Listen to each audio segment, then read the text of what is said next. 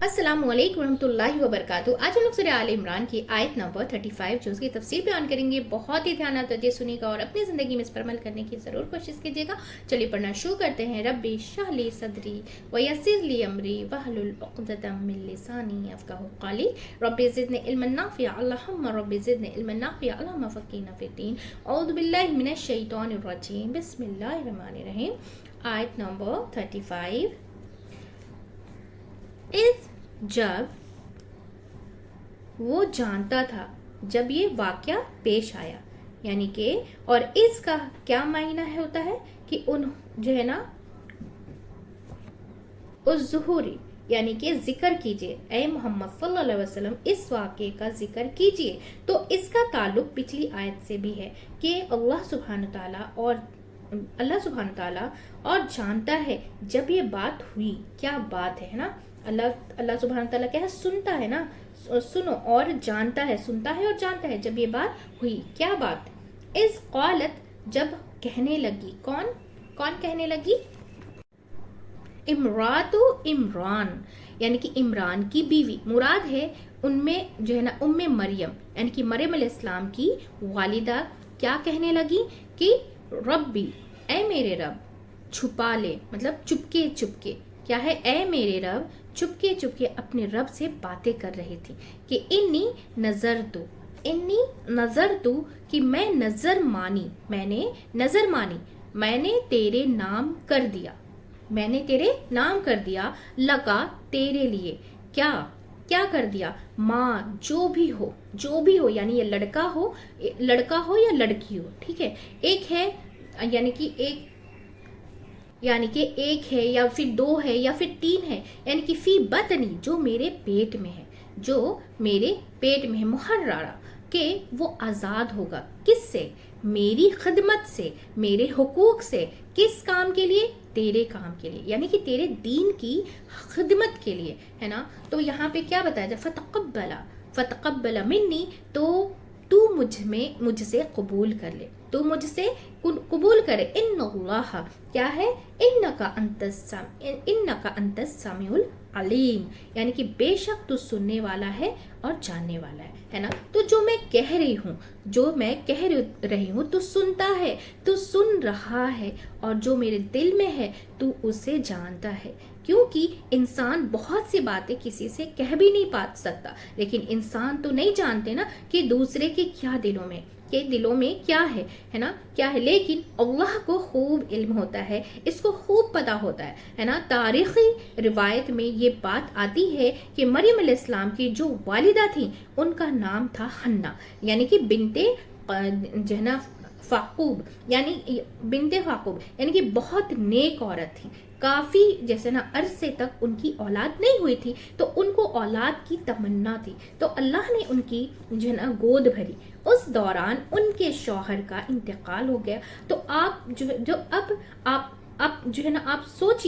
आप सोचिए कि जिसके शौहर फौत हो गए और जिसका इतने अरसे बाद औलाद की खुशखबरी मिली, वो अपनी औलाद के साथ क्या करेगी, वो उसके लिए उसका बच्चा क्या मतलब अहमियत रखता है, क्या हैसियत रखता है ना, कि वो उससे क्या तौक़ात व बिस्ता करेगी, यानी कि उससे क्या उम्मीद रखेगी कि ये मेरा बच्चा है, मैं इसको अच्छे से देखूं और जब ये बड़ा हो जाए तो ये मुझे देखे। लेकिन ये देखिए नेक औरतों की पहचान कि वो उसके लिए सब कुछ होगा, ये मेरी आंखों की क्या है, ठंडक होगा, वो क्या है, बड़े होकर मेरे लिए क्या है ना खुशी का सामान होगा, यानी कि मुझे लॉग आफ्टर करेगा, यानी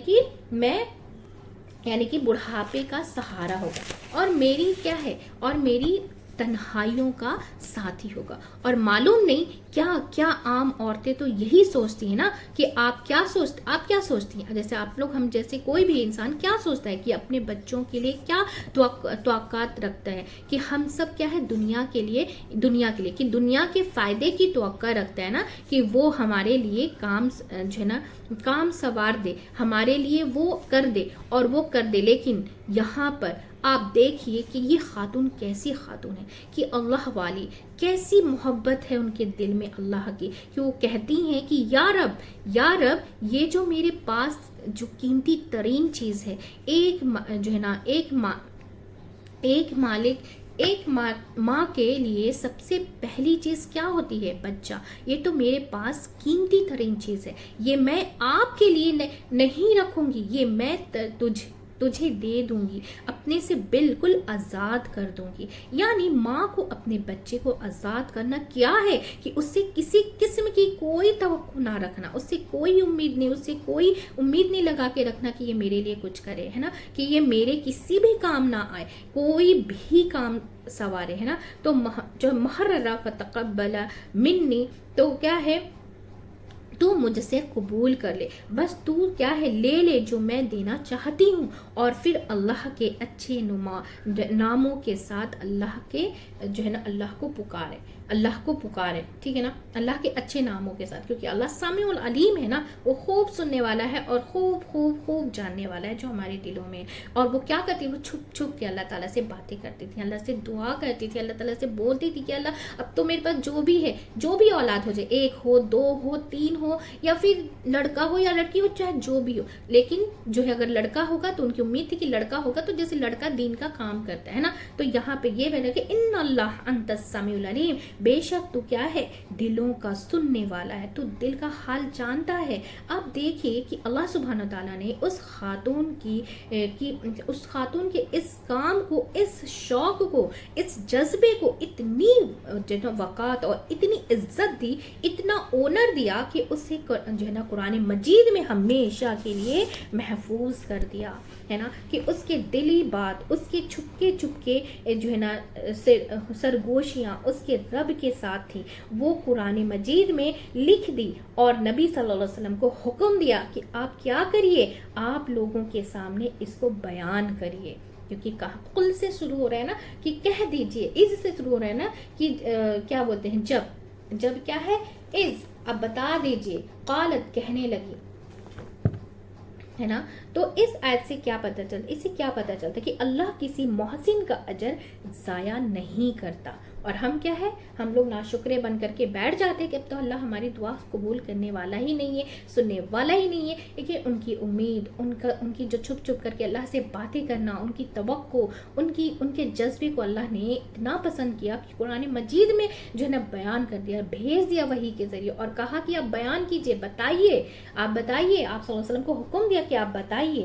تو نکھا کہ کوئی کتنا بھی چپ کے اچھا عمل کرے، جو صرف اس کے اور اس کے رب کے درمیان میں ہو، تو رب جس پہ چاہے کھول دے، وہ تو چاہے دنیا سے چلے جائے. لیکن قرآن مجید تو بہت بعد میں اترا، لیکن وہ تو چپکے کر کے چلی گئی. لیکن اللہ سبحانہ تعالیٰ نے اس کو پردے میں نہیں رکھا. اللہ جسے چاہے جب چاہے تب جو ہے نا، وَتَعِزُّ مَن تَشَاءُ وَتَذِلُّ مَن تَشَاءُ، اللہ جس سے چاہتا ہے عزت دیتا ہے، جس سے چاہتا ہے ذلت دیتا ہے. تو ان کے نام کو قائم رکھا. ان کے جانے کے جو ہے نا تقریباً 500 سے 600 سال بعد اترا تھا قرآن. ان کا نہیں مطلب خبر کہ ان کا قصہ کون سن رہا ہے، ان کو نہیں خبر تھی، وہ تو کب کا چلی گئی، ہے نا، سن رہا ہے، اور کون پڑھ رہا ہے، اور اس سے کیسے اجر لے رہا ہے. وہ تو صرف جو ہے نا خلوص کے ساتھ ایک نیت کر رہی ہیں. تو اس سے پتہ چلتا ہے کہ اللہ سبحانہ تعالیٰ کو جو اصل چیز پسند ہے وہ کیا ہے،